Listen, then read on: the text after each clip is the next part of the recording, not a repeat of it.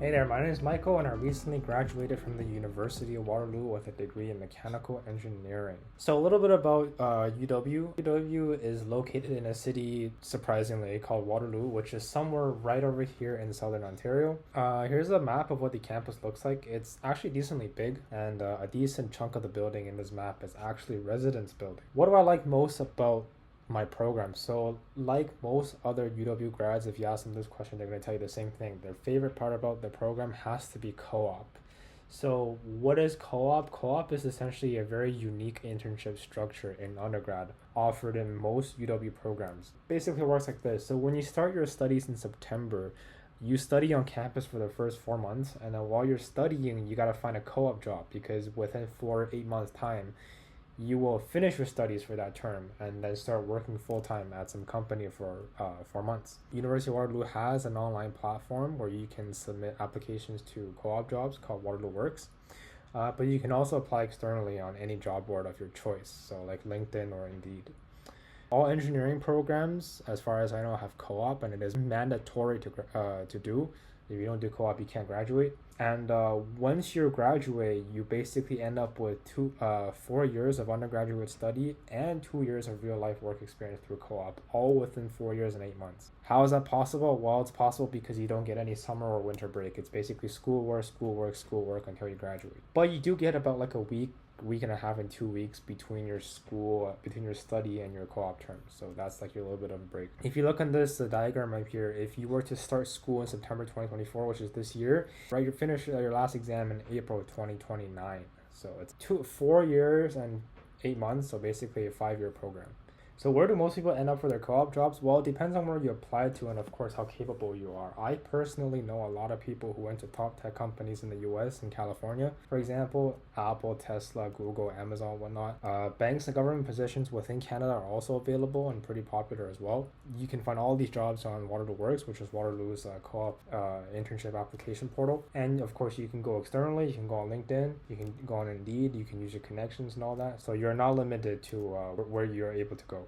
In terms of the libraries, so for the libraries at UW, there are actually basically only two on campus. There's this one right here called Dana Porter. It's got lots of floors and lots of windows, as you can see. People mostly study here in silence, so it's really quiet in here. The other one, which is a lot bigger, which I actually like a lot more, is called the Davis Computer Research Center. This is actually quite the big building. It's got offices for profs, it's got lecture halls, and it's got, of course, a library. So the library has 2 floors. There's the first floor and the basement. So on the first floor is a lot of quiet study space, so no talking and whatnot. In the basement there are plenty of group study spaces, so you can hang out with your friends and work together, which is what I like to do the most. But the basement of DC is one of the few spaces where you can basically show up and then start working on something with someone without having to reserve a room and worrying about being too loud or not. So the city of Waterloo, in my opinion, is okay. It's not really fantastic. There's lots of students, but not many places to go, not lots of stuff to do, not lots of places to go eat. Like you can try all the nearby restaurants within like a couple study terms, like maybe even 1 or 2, like if you go out a lot. In terms of nightlife, as far as I know, there are only like 2 clubs. The one thing about Waterloo that really strikes me is it's got very strange road designs. Very weird like on-off ramps, and one intersection where there's stop sign in one direction and then traffic light in the other. It's really dangerous. But nearby there's a place called St. Jacob's Market. It's actually it's pretty good. They have this potato chip stand that I highly recommend. Moving on, so what is UW known for? UW is known for its top 2 programs, which is engineering as well as computer science, which falls under mathematics. For engineering, there are I believe 15 undergraduate programs: electrical engineering, mechanical, chemical, civil, and all that.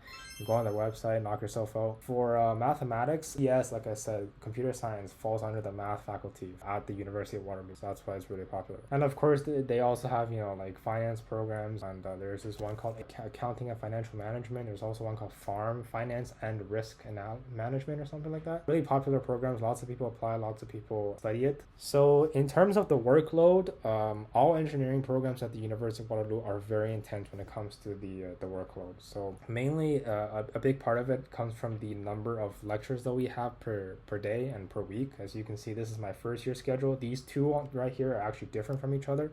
One is for my first term, one is for my second term. So basically like you can see, you get up at 8 in the morning, you come back home at 5 at the sometimes. So it's a lot of lecture time, and outside of this, you gotta study for exams, you gotta write your assignments, you gotta do your projects, and you gotta apply to jobs, like co-op jobs, because 4 months school, 4 months co-op. Here's what second year looks like. So it's a little bit more tame, and again, the first one is the first part of second year, so it's called 2A. The second one is 2B, the second part of second year. There's third year, which is a little bit worse. Fourth year is much better, because in fourth year, basically all of your courses you get to choose. In first, second, and third year, all of the courses are chosen for you. You have basically no room to take any electives. There are only like 1 or 2 sprinkled throughout. Here's a quick recap of the mechanical engineering courses at Waterloo. This is really helpful if you're interested in applying. This info is very hard to come by as an outsider. Technical electives, as you can see in 4A and 4B, which are the fourth year terms, those are elective slots that you can take during fourth year, and technical electives are basically courses that dive much deeper into a certain topic, and you of course get to choose which ones you want to take. So here's an example of a couple that were offered in spring 2020. So it's different every term around, so you gotta basically look out for these. Okay, struggles. So lots of struggling for me in first year, actually, especially my first term 1A, which was from September to December. Mainly I had a lot of trouble learning. So UW-Eng is a lot more demanding than high school, and the difference is really night and day. What kind of hit me hard was also trying to apply to a job. Like I'm trying to adjust to this whole new environment, trying to study, trying to not fail, and then I also have to write my resume, do interviews and such. Making friends was also difficult, but all of these things, like, you basically overcome them over time. It gets better, it gets easier. You just got to keep going, put yourself out there. Hi everyone, my name is Emily Zhang, and I'm studying Computer Science and Statistics at McGill University. Hi, my name is Matthew, and I'm a medical student at McGill University. So the biggest reason why I chose McGill is, honestly, I did not want to go out of state to study, and I really wanted to stay in Montreal, and McGill was one of the best schools in Montreal, so here I am. That's why I chose McGill. I entered into medicine through the MedP program, which is where applicants get to apply directly from CEGEP. As a result, McGill was really the main choice for me as the only university with an English MedP program. However, McGill just really attracted me through its vibrant student life, its location at the heart of Montreal, and through its breadth of students from all around the world that make it such an enriching campus to be on. My favorite part of my program has to be going to the different hospital centers in Montreal and interacting with the patients. It's really a treat to be able to go from hospital center to hospital center and interact with the different patient populations that are there, while also practicing in both English and French and putting in practice the skills that I've learned in the classroom, in the lab, and in different simulation centers. My favorite part of my program is that I get to code, and we are a very big community, so it's very nice, and I get to learn a lot and program a lot. I really like it. How are the libraries, and which one is your favorite? I love the libraries at McGill. There are 13 libraries spread across the downtown and McDonald campus, and they encompass some of the largest collection of research-related academia in Canada.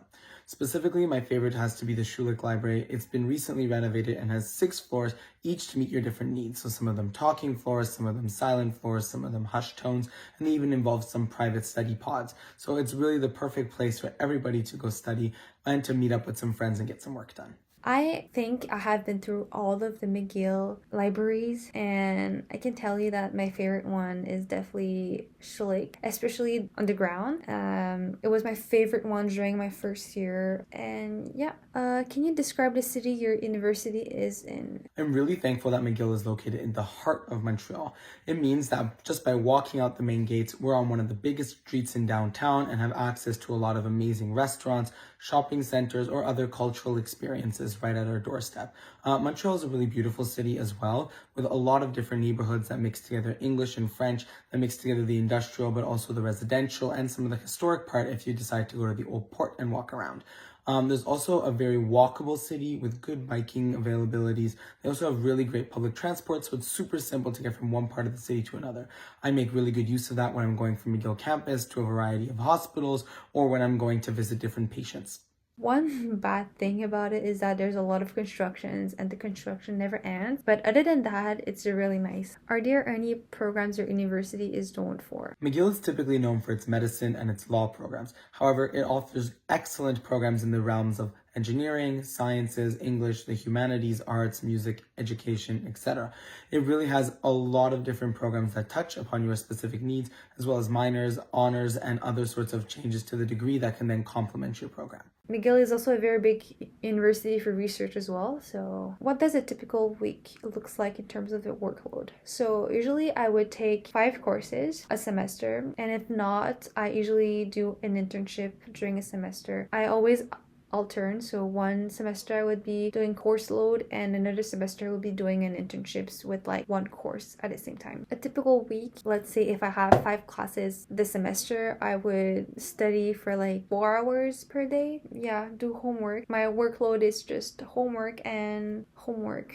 When it comes down to the workload, the MedP program isn't too challenging when you compare it to another undergraduate program.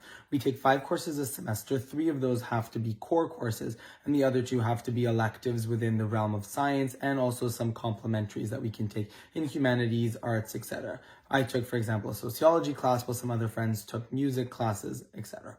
Otherwise, the workload involves 15 hours of class a week, plus you have optional tutorials that you can visit, but this differs from person to person, depending on what electives you decided to take.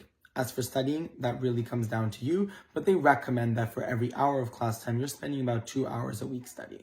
What is the biggest thing you struggle with in first year, and how are you working towards overcoming it? So I really struggled with imposter syndrome during my first year because I did not start coding when I was in high school like all of my other classmates.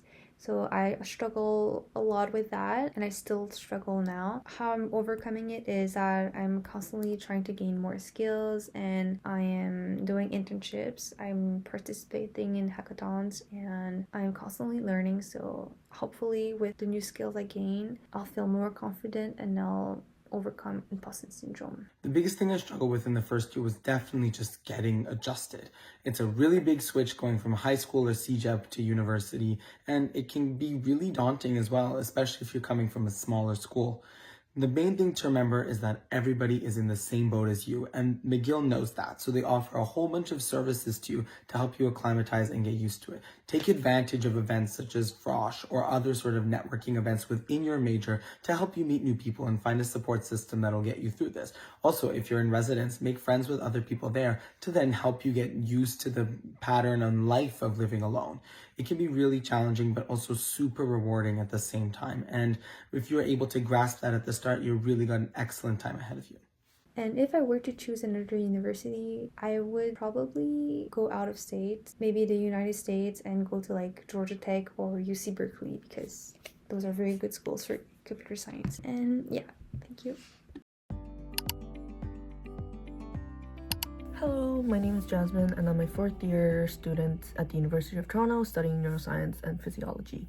The biggest reason I chose to attend U of T was the research opportunities and the fact that it was in downtown Toronto, so the location was an important factor for me. And also the post system. I know it sounds intimidating, like especially online, but I did like the fact that I got the freedom to choose whatever major or whatever program that I wanted to go into. Because in high school, I didn't really have a good idea of what I wanted to major in university. My favorite part of my program is the wide range of classes that cover different topics, especially in upper years. And also we get to have classes with some cool guest lecturers who are experts in their field. So for instance, I had a course with neurosurgeons and neurologists, and they would come and present interesting cases and then tie them back to the course concepts. Or I would also have like famous researchers who would come in and then tell us about their research. And like it's all super interesting to know what kind of things are going around at U of T and like what kind of things we can get involved in. That's the favorite part of my program.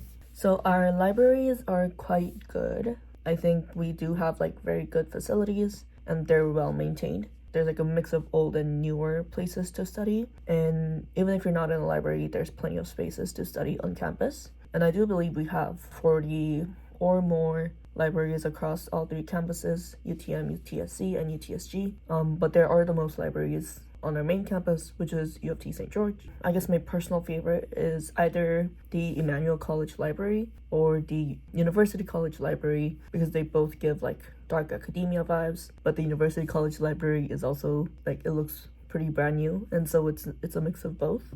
And so those are my favorite too. The city my university is in, it is in downtown Toronto. It's very vibrant, and there's lots of things for everyone to do, no matter what your interests are. And so that's honestly my favorite part of the city. I would say U of T is strong in both STEM and humanities and arts, with excellent profs and researchers. And we are arguably less strong or like less prominent in fine arts, but I think we still do have like a very strong faculty, like if you are interested in something like music or fine arts. So I guess like the most popular programs are like our business school, Rotman, CS, engineering, life sci, math, physics, poli-sci, like anthropology, English, and like honestly probably all of them. But there are also like pretty niche subjects that are only offered by U of T. So if you are interested in like those, you can always go online and search for those. A typical week, in terms of the workload, it definitely depends on the year and the program you're in, and like how many courses you're taking and what courses you're taking.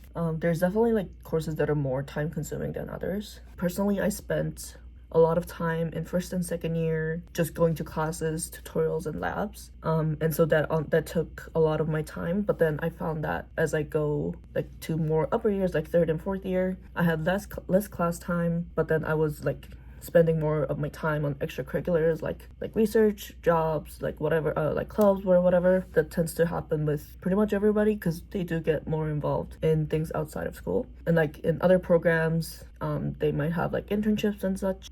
So it can definitely be time consuming to keep up with the course material, and then like later on with extracurriculars. So it can be a lot of work weekly. But like for me, spend my mornings and afternoons like going to work or like lab or class, and then like spend my evenings doing schoolwork. And then also during the weekend, I do try to like spend a good amount of time doing schoolwork.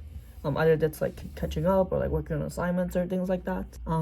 Like I do dedicate a lot of my free time to doing schoolwork just because I personally don't have like too much free time in my schedule. So like again, it's entirely going to depend on you, but I have seen a lot of people just having a good work-life balance. That might not be true for you, but yeah, like overall I would say the workload is pretty high. Okay, one thing I struggled in my first year was like being kind to myself if I didn't do very well on things like on an assignment or a test or whatever. And so like I would have a pretty hard time coping. I think that just made things more difficult. One of the things I learned eventually is that no matter what happens, like everything will kind of work out itself, even if it seems difficult at times. So that's just what I try to keep in mind going throughout my degree. Yeah, like it's something I still am working towards, but I would say like once I had that realization, it became easier. And it's really not the end of the world, you know. I just kind of realized that, and then it made life a little bit easier for me.